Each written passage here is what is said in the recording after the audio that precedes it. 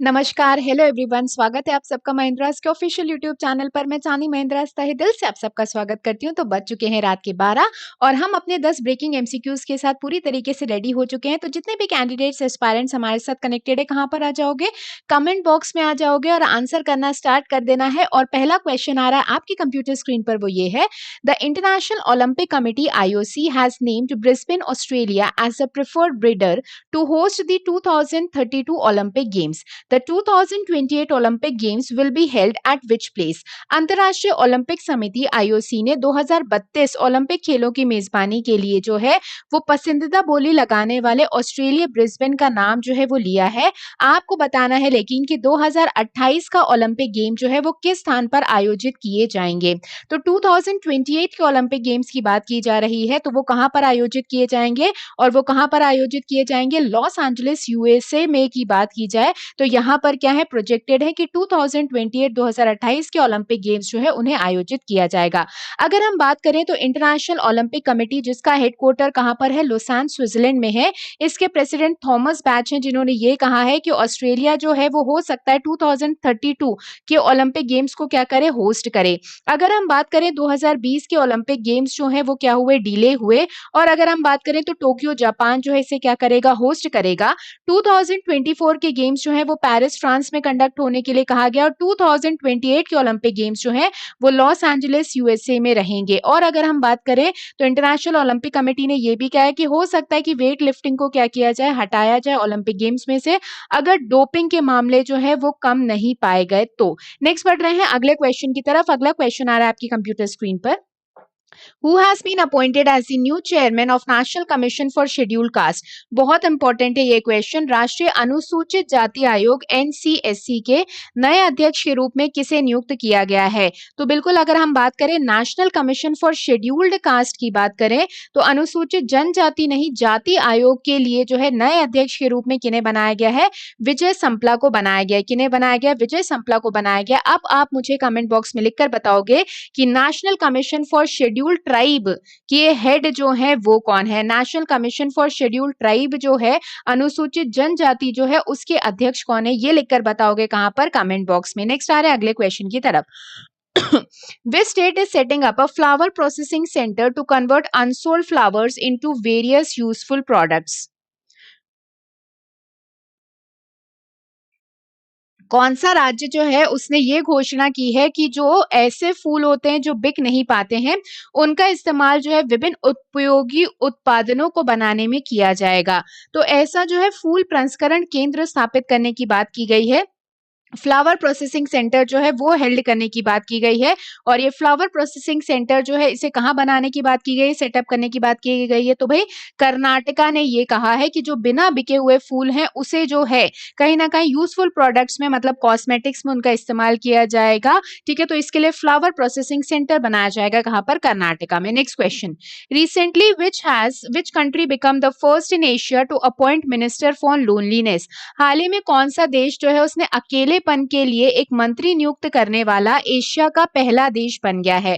तो आपको बताना है कि ऐसी कौन सी कंट्री बन गई है एशिया में सबसे पहली जिसने मिनिस्टर अपॉइंट किया है लोनलीनेस के लिए, मतलब अकेलेपन के लिए जो है एक नए मंत्री की नियुक्ति की है। तो वो कौन सी कंट्री बन गई है? फर्स्ट इन एशिया वो कौन सी कंट्री हो गई? भाई जापान हो गई है। तो आप स्क्रीन पर देख पा रहे हो कि जापान ने अपना जो है लोनलीनेस मिनिस्टर अपॉइंट किया है, जिनका नाम क्या है? ठीक है ना, जिनके नाम की अगर मैं बात करूं तो प्राइम मिनिस्टर योशिहिदे सुगा जो है उन्होंने ये कहा है कि उनके कैबिनेट में आने वाले समय में क्या रहेंगे? लोनलीनेस मिनिस्टर रहेंगे। कौन रहेंगे? लोनलीनेस मिनिस्टर रहेंगे।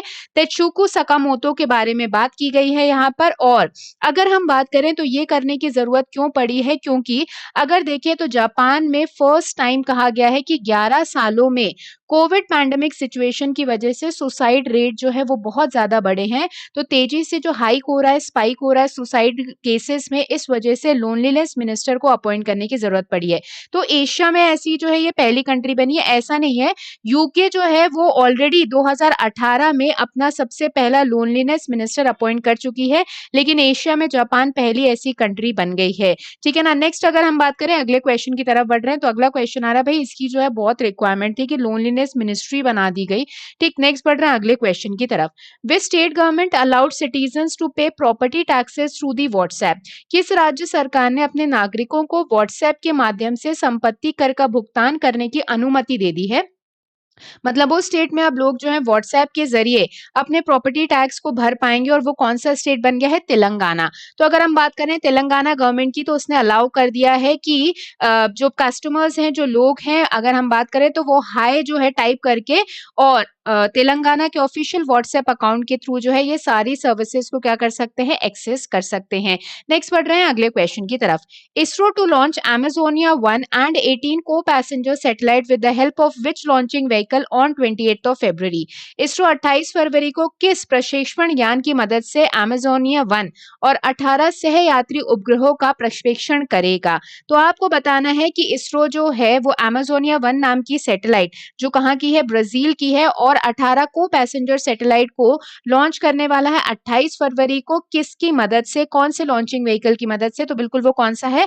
Polar satellite launching vehicle C-51 की मदद से। बजट में भी इसके बारे में बात कह दी गई थी। तो अगर मैं बात करूं तो इसरो जो है वो Amazonia 1 जो ब्राजील की सैटेलाइट है और 18 को passenger satellite Satish Dhawan space centre Sriharikota से क्या करेगा? लॉन्च करेगा 28 फरवरी को। और अगर हम बात करें तो किसका इस्तेमाल किया जाएगा? Polar satellite launching vehicle C-51 का इस्तेमाल किया जाएगा, जो पोलर सैटेलाइट लॉन्चिंग व्हीकल का ये 53rd मिशन रहेगा। ठीक है, और ये जो Amazonia 1 सैटेलाइट है ये अर्थ ऑब्जर्वेशन सैटेलाइट है, कहाँ की? ब्राजील की। कहाँ की है? ब्राजील की। नेक्स्ट बढ़ रहे हैं अगले क्वेश्चन की तरफ। In which state is the Haflong lake situated? Haflong झील जो है वो भारत के किस राज्य में स्थित है? तो ध्यान रखना कि हैफलॉन्ग लेक जो है वो न्यूज में बनी रहती है, और ये कहाँ पर लोकेटेड है? असम में लोकेटेड है। कहाँ पर है? असम में। Next question. Government issued guidelines and digital media ethics code for OTT, online streaming and social media platforms. What is the full form of OTT? सरकार ने OTT, ऑनलाइन स्ट्रीमिंग और सोशल मीडिया प्लेटफॉर्म के लिए दिशा निर्देश और digital media नैतिकता code जारी किया है। आपको OTT का फुल फॉर्म बताना है, पूर्ण रूप बताना है। तो हाल ही में अगर हम बात करें तो डिजिटल मीडिया के लिए बहुत सारे चेंजेस किए गए हैं कि ऐसा कंटेंट जो देश की सोवरेनिटी को, इंटीग्रिटी को अगर जो है ध्वस्त करेगा, तो उसके लिए क्या किया जाएगा? तुरंत उसे जो है ऑनलाइन कंटेंट जो कंपनी रहेगी उसे हटाना पड़ेगा। तो OTT का फुल फॉर्म क्या है? OTT का फुल फॉर्म है ओवर द टॉप। OTT का फुल फॉर्म क्या है? Over the top. तो आप स्क्रीन पर देख पा रहे हो, आप स्क्रीन पर देख पा रहे हो कि गवर्नमेंट ने जो है इशू कर दी है गाइडलाइंस डिजिटल मीडिया एथिक्स के लिए, जिसमें ये कहा गया है कि अगर कोई भी ऐसा जो है कंटेंट आता है जो देश के लिए न्यूडिटी या फिर मॉव्ड पिक्चर्स है विमेन की, तो 24 घंटे के अंदर उसे क्या किया जाएगा? हटाया जाएगा। ठीक है, तो IT मिनिस्टर रविशंकर प्रसाद जी जो है उन्होंने बहुत सारी गाइडलाइंस शेयर की हैं। इसके अलावा अगर मैं बात करूं तो कोई भी अगर कंप्लेंट दर्ज करता है तो जितनी भी स्ट्रीमिंग, ऑनलाइन स्ट्रीमिंग प्लेटफॉर्म है, नेटफ्लिक्स हो गया, Amazon हो गया, इन सबको क्या करना पड़ेगा? तुरंत एक्शन लेना पड़ेगा 24 घंटे के अंदर। तो बहुत सारे जो है OTT मतलब over the top ethics code के बारे में बात हुई है। नेक्स्ट बढ़ रहा है अगले क्वेश्चन की तरफ। Recently which state union territories launches e Parivahan व्यवस्था? हाल ही में किस राज्य केंद्र शासित प्रदेश ने ई परिवहन व्यवस्था शुरू की है? तो वो कौन सा स्टेट या यूनियन टेरिटरी है? तो वो है हिमाचल प्रदेश। कौन सा है? हिमाचल प्रदेश। तो हिमाचल प्रदेश के चीफ मिनिस्टर जयराम ठाकुर जी को आप स्क्रीन पर देख पा रहे हो, उन्होंने ये कहा है कि ई परिवहन व्यवस्था रहेगी स्टेट ट्रांसपोर्ट डिपार्टमेंट के लिए। आसानी से सर्विसेज जो है वो ले पाएंगे लोग, ड्राइविंग लाइसेंस से रिलेटेड, रजिस्ट्रेशन सर्टिफिकेट्स, परमिट से रिलेटेड ऑनलाइन। इसके अलावा इन्होंने ये भी कहा है कि ई विधानसभा भी इन्होंने स्टार्ट कर ली हिमाचल प्रदेश ने, ई बजट भी लेकर आए। इसके अलावा अब जो है ई कैबिनेट की भी शुरुआत कर रही है, और ई परिवहन व्यवस्था जो है एक नया स्टेप रहेगा ट्रांसपोर्ट के लिए। कहां पर? हिमाचल प्रदेश में। अगले क्वेश्चन की बात करें। नेक्स्ट क्वेश्चन है आपकी स्क्रीन पर, वो ये है कि the second edition of Khelo India winter games will start from 26th of February eight which state union territory? Khelo India winter games का दूसरा संस्करण 26 फरवरी से किस राज्य केंद्र शासित प्रदेश में शुरू किया जाएगा? तो खेलो इंडिया विंटर गेम्स की बात हो रही है, खेलो इंडिया यूनिवर्सिटी गेम्स की बात नहीं हो रही है। Second edition of Khelo India winter games जो 26 फरवरी से स्टार्ट होगा, आज से स्टार्ट होगा, वो कहां पर? गुलमर्ग, जम्मू एंड कश्मीर में स्टार्ट होने वाला है। तो आप स्क्रीन पर देख पा रहे हो खेलो इंडिया विंटर गेम्स जो है वो स्टार्ट होंगे गुलमर्ग में। ये सेकेंड एडिशन रहेगा। फर्स्ट एडिशन मार्च 2020 में हुआ था, वो भी कहां पर हुआ था? गुलमर्ग, जम्मू एंड कश्मीर में ही हुआ था। नेक्स्ट पढ़ रहे हैं अगले क्वेश्चन की तरफ, और लास्ट क्लास के लिए आपका क्वेश्चन था होमवर्क के लिए, वो ये था इंडिया जो है वो लॉन्गेस्ट इंटरनेशनल बाउंड्री किस कंट्री के साथ शेयर करती है? तो बिल्कुल सबने सही आंसर दिया था और बहुत सारे आप में से कैंडिडेट्स ने जो है इसका किलोमीटर भी बताया था, तो वेल डन एवरीवन। भाई बांग्लादेश के साथ करती है। और आज के लिए आपका प्रश्न है आपकी कंप्यूटर स्क्रीन पर। The people of Indus valley civilisation worshipped, Sindhu घाटी सभ्यता के लोग जो है वो किसकी पूजा करते थे? ऑप्शन है विष्णु, पशुपति, इंद्र या फिर ब्रह्म। ठीक है ना, आपको बताना है कि इंडस वैली सिविलाइजेशन के लोग जो हैं वो किसकी पूजा करते थे? विष्णु जी की, पशुपति जी, इंद्र या फिर ब्रह्मा की। ठीक है, आंसर लिखकर बताओगे कहाँ पर? कमेंट बॉक्स में। तो जब ये वीडियो खत्म हो जाएगा नीचे कमेंट बॉक्स एक्टिवेट हो जाएगा, तो बिल्कुल अपने आंसर सब लोग लिखकर बताओगे। और अगर मैं बात करूं तो ये क्वेश्चन एसएससी सीजीएल 2016 में पूछा जा चुका है, तो हम जो है प्रीवियस ईयर्स के क्वेश्चंस भी करते जा रहे हैं, चाहे वो स्टेट लेवल पीएससीज के हों, चाहे वो यूपीएससीज के हों, चाहे वो एसएससी के हों, जिससे क्या होता जाए आपका रिविजन भी होता जाए साइड बाय साइड और एक्स्ट्रा इन्फॉर्मेशन भी सब शेयर करते रहते। तो भाई वेल डन एवरीवन। अब मिलेंगे सुबह 6:30 बजे अपने करंट अफेयर्स एनालिसिस के साथ, तो सुबह जुड़ना मत भूलिएगा 6:30 बजे।